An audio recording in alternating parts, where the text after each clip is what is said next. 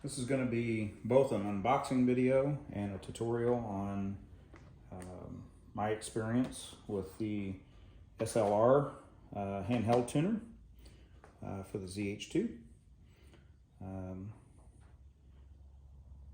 This came today, and they sent an email with the instructions on the process of doing it. One of the very first things they tell you is make sure that your bike is plugged into a battery tender, which I have. We're already moved the seat, and I have a battery tender cable connected up to the battery terminals. So we'll go through this together. There's various tuning options available. More Mafia, which I follow him on YouTube. He'll tune your ZH2. Then there's the Bren tune, which uses the same flasher as this, and then of course SLR.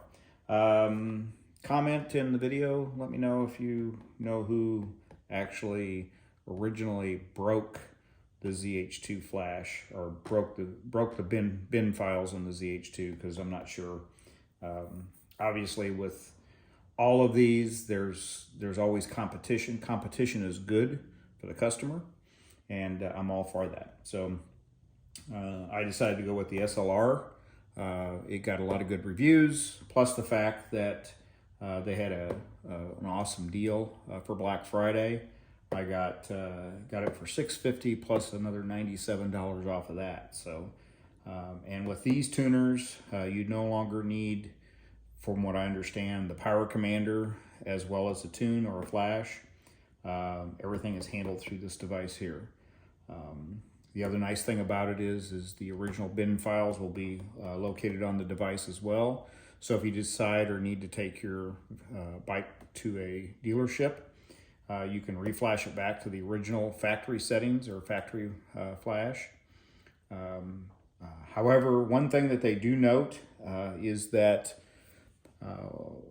there's a process here that you'll download the bin files from your bike, because it's specific to each individual bike, and then you'll transfer that to SLR, and they will make those changes to your bin file for the actual flash. It'll be reloaded back onto this and then transferred to the bike. They do say that if for some reason you take your bike to a dealership, you need to make sure that you let them know to tell you before they're going to update the ECU on the bike. If they happen to do that, this will no longer work. You'll have to go through the process all over again and pay a fee to SLR or anybody else that uses the same tuner. You'll have to re-download the new bin file, and you'll have to send it back to them, and they'll have to retune it again, and then you'll have to go through the process all over again, and obviously there's a charge for that. So I'm not sure what kind of situation you would be into. Let's say that there's a recall or something like that Kawasaki wants to do and update the firmware on your ECU. That would be a situation where you would have to go through this whole process all over again. So this is the actual tuner itself. It's a handheld device. It is made by Dim Sport, which I did a little bit of research on. They're from Italy. So they manufacture these devices, and of course SLR and other companies rebrand them. These come off of there. So you have a standard RS-232 interface. Those who are as old as I am will recognize that interface as being something from the parallel printer days or RS-232 days. And then of course you got a USB port as well. And then of course your seal on here that indicates that if you break that seal, then you no longer have a warranty. So you have the tuner itself, and then of course you have specifically from SLR their business card, and then you have the documentation for the software that you have to download to your PC to get the tune to them, and then get the tune back to the to the handheld device, and that gives you the directions on where you need to go. Another thing in the documentation, again, when you're messing with the ECU on these bikes, you need to understand that there's a certain amount of chance involved that you could brick your ECU, which would obviously cost you a great deal of money, because you would need to reach out to the dealership to have them replace the computer on the bike. So they give you a very explicit set of instructions that you should follow to the letter. As a matter of fact, there's actually a section in here that says follow these instructions to the letter, to a T. Follow the handheld key on and key off instructions to a T. It even tells you right here.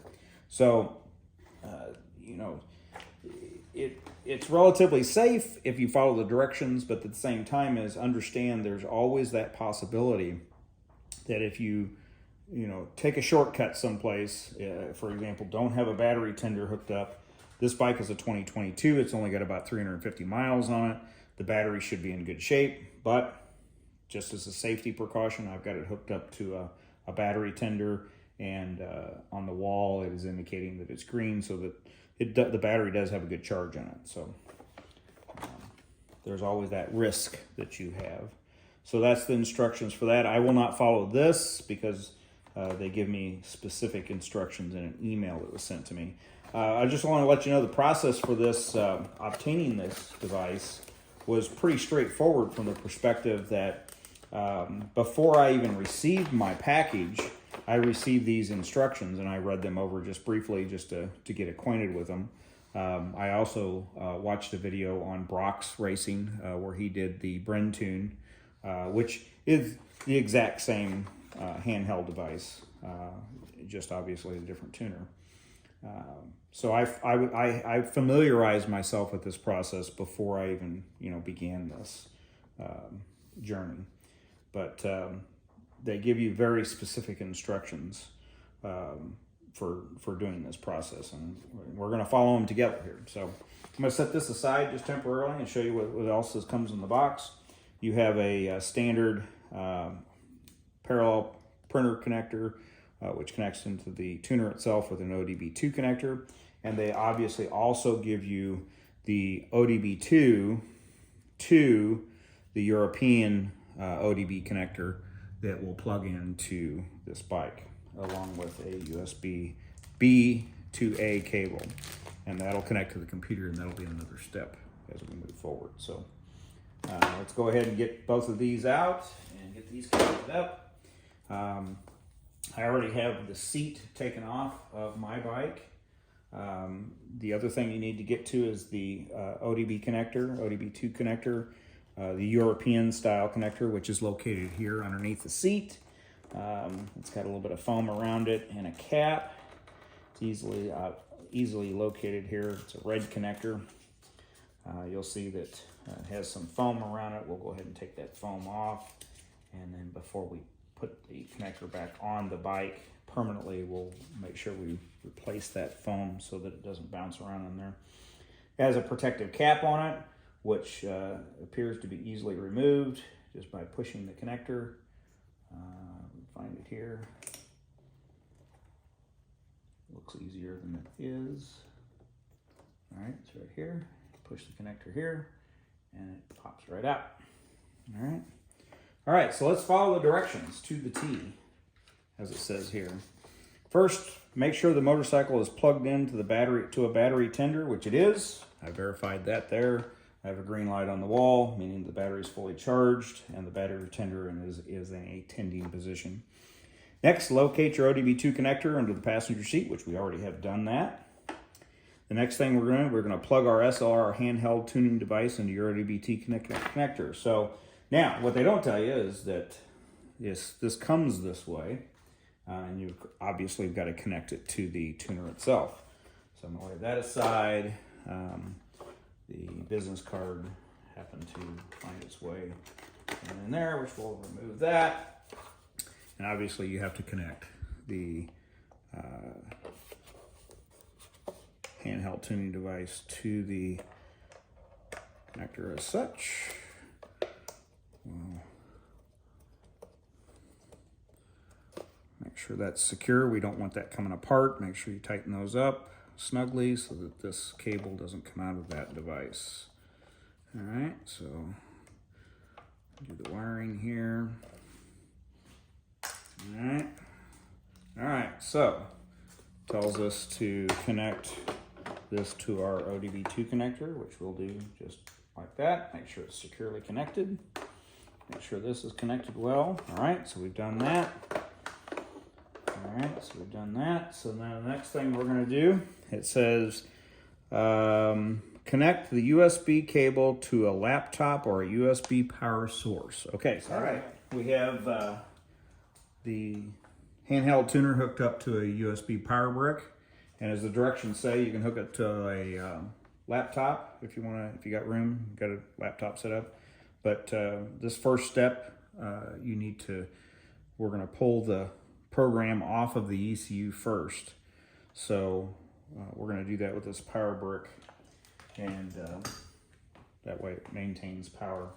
Again, we're going to follow the directions to the T. So now we're connected the USB cable to the laptop or USB power source, which we've had.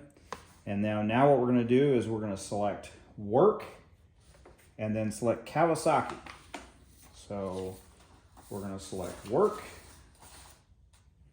which is already selected here. And we're going to say it's select. Now we're going to say Kawasaki, which is the only option.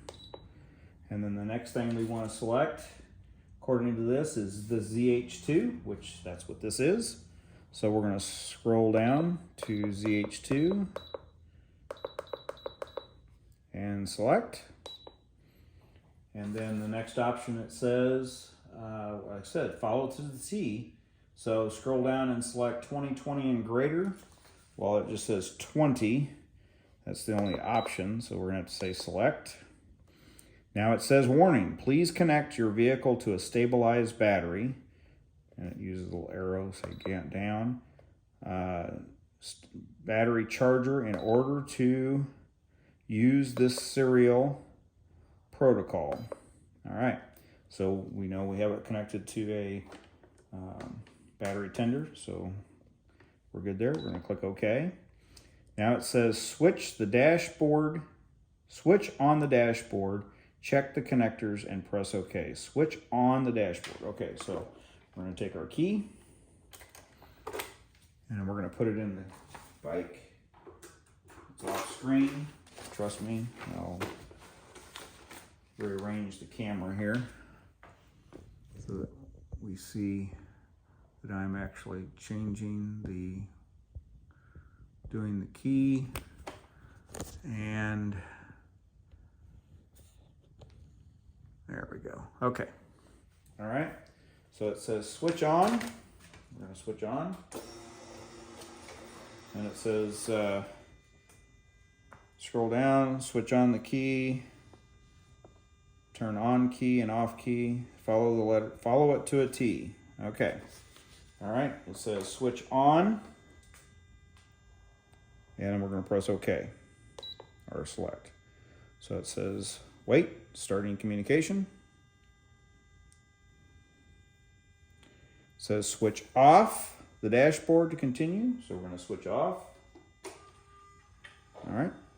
We're going to wait until the screen goes off. We don't hear anything coming from the bike. We're going to click OK. It says protocol identify flash _0814. All right, so we're going to select OK. Waiting. All right, now it says identification, ID, tool, and back. So let's go back to the directions. Now it says select star ID, then flash protocol number shown on the screen. Okay, so we're going to select, and then the flash, now it says please connect your vehicle to stabilized battery again. Stabilized battery charger in order to use this serial protocol. All right, we're connected. Now it says switch on the dashboard, check connections, and press OK. So we're going to turn the bike back on. We're going to wait for everything to calm down. All right, and then we're going to click OK. And it says wait, starting communication. Wait, operation in progress. Again, following the directions to the T.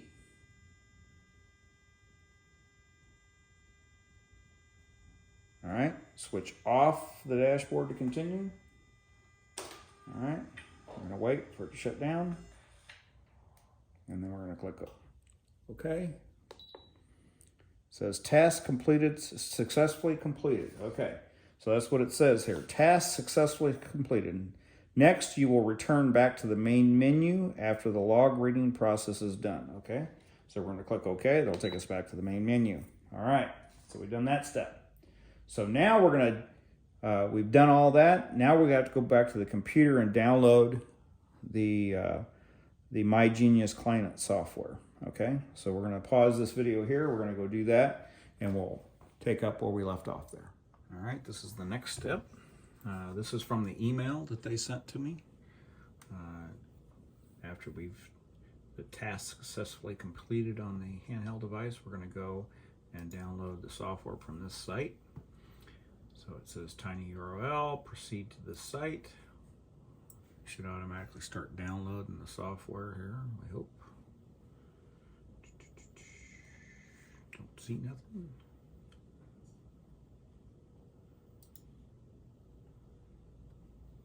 Tiny URL redirects to.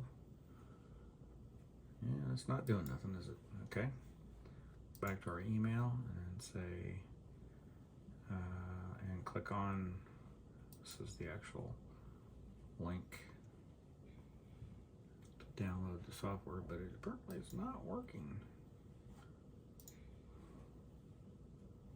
It says you currently have preview feature. Okay, so let's enable preview feature. Okay. All right, don't want to preview. Okay. Well, this isn't real explanatory, is it?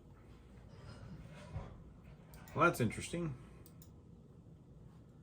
This time it redirects to, okay, so let's copy that, paste that, and go. Ah, there we go. Okay, so depending on what version of the operating system, let's take you through those steps again. So the email redirects you to this link here, which just says if you say proceed to the site. In my case, it didn't, nothing happened. So what I did is I selected this link, I copied it, or I just said, you could just say go to. Oh, server can't find it. Okay, all right, let's copy. And then we're gonna paste it up there. And then it immediately comes back and it says, okay, here's the MyGenius setup software. So I'm gonna put it in my temp folders, what the default location is. All right, so it says download that, save the software to your Windows desktop or laptop. Now, so open the client, but it specifically says here, note, do not update the SLR handheld tuning tool whatsoever. It is already updated. All right, so they've already give it to it update. It says update the MyGenius client only and proceed with the rest of the steps. Okay, so it says turns Windows antivirus protection off, Defender or any other protection. All right, so let's go do that first. So I have to do that in settings. And then from settings, we're going to do Defender, Windows Security, Windows Defender Firewall. Oh, it's the Firewall. Defender, Windows Security, Virus and Threat Protection. Let's see, where do we turn this off? Manage ransomware, quick send, scan options, allow loud threats, protection history. All right, so let's see, how do we turn this off? So we're gonna have to Google that.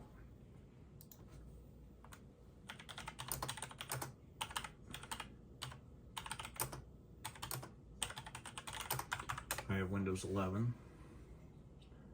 All right, how do I disable Windows Defender? Okay, so let's see. So we're gonna go settings, virus, and then virus threat protection settings. Okay, so that's what we want. Virus threat protection settings. Okay, manage settings. And then it says tamper protection. So So we're going to turn real-time protection off. Yes, okay. All right, so that should take care of it. So we've turned it off. Now we're going to go to the temp folder, and we're going to right click, and we're going to say run as administrator. Say yes, English. Next. It says please wait for Windows configures Windows C++ 2005. So this application's been around for a few years. I'll let that finish. All right, now it says, would you like to install this device software? Name DIM support driver. So this will be the driver, the USB driver, so we want to make sure we install that. We're going to say next, and it says yes, you have to accept the settings, blah, blah, blah. Next, it's an x86 program. We'll just choose the default location. You can put it wherever you want it, I guess. And we're going to say finish. Now, will it automatically start? Yes, it does. Okay. All right, so let's close all these other windows so that we can get a good shot of what's going on the screen here. All right, it says, yeah, you read, that's the EULA or disclaimer. We're going to say agree. Now it's going to try to connect.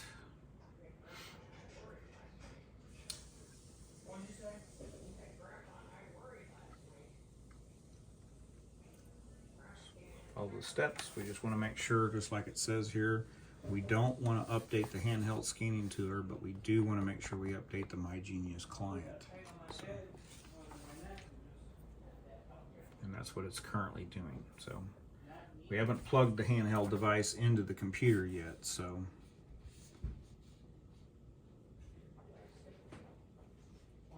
okay.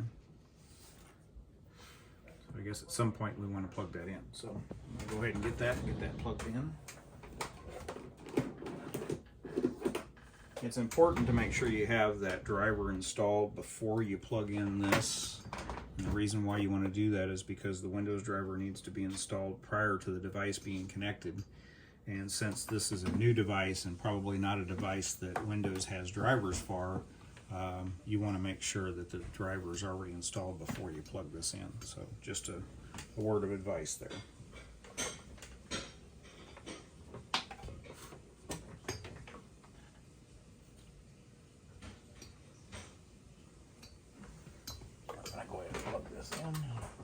Alright, it's going to come on like it did before.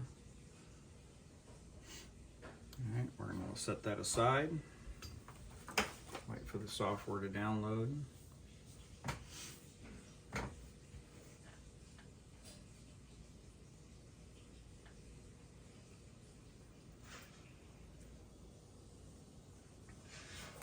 Again, following the directions to a T. Making sure that we update the MyGenius client only and do not update the handheld tool. All right. Looks like it's doing a couple different installs.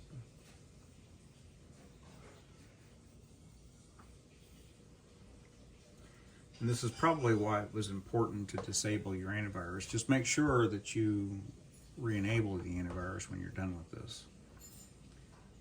More than likely this software is not signed by they didn't pay for the certificates for the software, so the antivirus software will probably consider it as a threat. So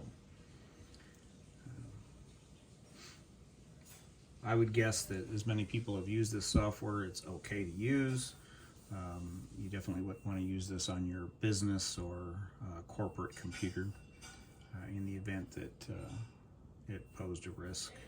I work for IT for a financial institution, so I would be the first to tell you that this would be a bad idea to use it on your business laptop or your work laptop or computer. Make sure you're using it on your own piece of equipment, and in reality use it on something that you don't care if something happens to either. So update complete, so we're going to click OK.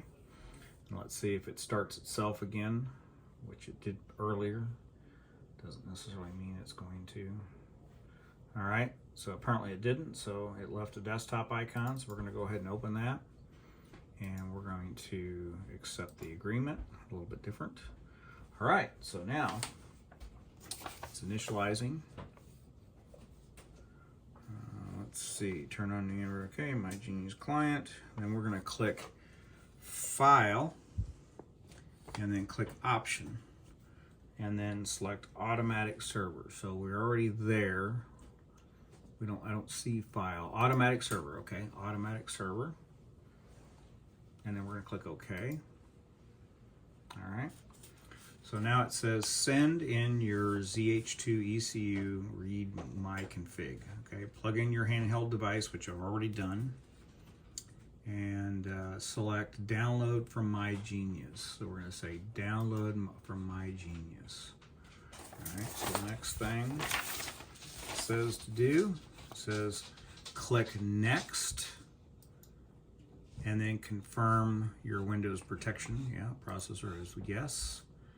And then we're going to click My Genius download original file from My Genius. Select the destination folder for the download file. Yeah, see, I don't know what it's asking me here. I'm not saying it says download. Send to your file manager. Okay, so I'm not sure what happened here, so I'm going to hit cancel. So it says plug in your SL scanner, which I've plugged in. And then select download from My Genius. So I'm going to select download from My Genius. That's what I've done. And then it says click next, confirmed, and select yes to send your file. So I'm going to say next, next. All right, so now it didn't do that before. Now it's saying it. So it says download original file from My Genius. Do you want to confirm this action?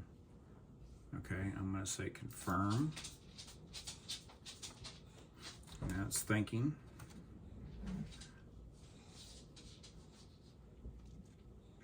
All right, do you want to send the file to your manager? And we want to say yes to that. So there's a couple extra steps in here that wasn't displayed. So we're going to say yes. So on the device also it says USB communication active. So I guess that's a good thing. So